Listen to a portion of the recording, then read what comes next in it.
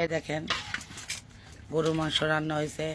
অনেকে কমেন্ট করছেন যে আমি খাসির মাংস রান্না করছি না, মাত্র কুটাকাটি শেষ হয়েছে, বাগাবাগি করা হলো, পরে রান্না করব। রান্না যখন করব অবশ্যই দেখতে পারবেন।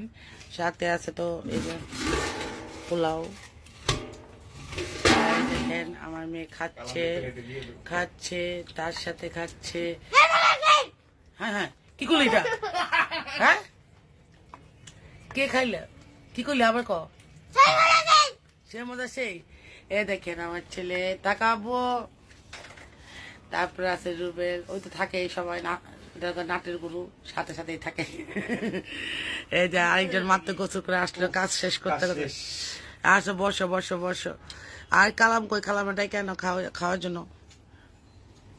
এই দেখেন বেচারা অনেক অপেক্ষার পরে খাওয়ান পাইছে আমার বাসায়। খুব কষ্টে কচুক কচু করে খাইতেছে। আওয়াজটা একটু কর। ওই দেন, ওই যে আওয়াজ আসে, দেখছেন কত মজা করে এখন গরুর মাংস দিয়ে খাইতেছে। আসল কথা, ও আবার যখন আমরা আসতে বলি যে একসাথে খামো, ওই জানি যেন বাসার হাজার খিদা লাগলেও খায় না, আমার এখানে আমার খাবে বলে।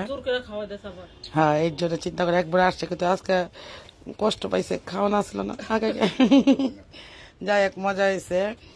এখন হলো আমরা সবাই খাওয়া দাওয়া করবো, দেখতে পারবেন। আরো আরো আমিও খাই নাই। খাও আমারে দাও।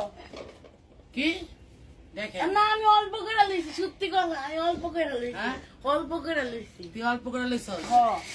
আর মতো খাওয়া শুরু করে না তো শেষ হয়ে যায় কেমনে? আমি অল্প করে লইছি আর লাগা। এগুলি কিন্তু ঠিক না ইয়াসিন, ওইছি আর না না, কন্ট্রোল করতে হবে, ঠিক আছে?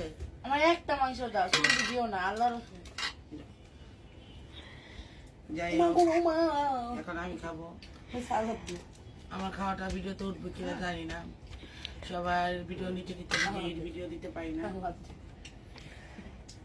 বিসমিল্লাহ। আজকে আমি কোরবানির মাংস রাঁধছি। এর মধ্যে রান্না করা নেই দুদিন, কারণ শ্বশুর বাসায় ওখানে চলে গেছিলাম। আর রাত্রে আমাকে রান্না করতে নেই, শাশুড়ি মন বলে দিয়ে দিচ্ছে, মানে খাবার রাত্রে রান্নাটা না করতে মাংস দিয়ে দিচ্ছে, খাবার দিয়ে দিচ্ছে। তারপরে আমার ভাই উপর থেকে পাঠাইছে পোলাও, রোস্ট।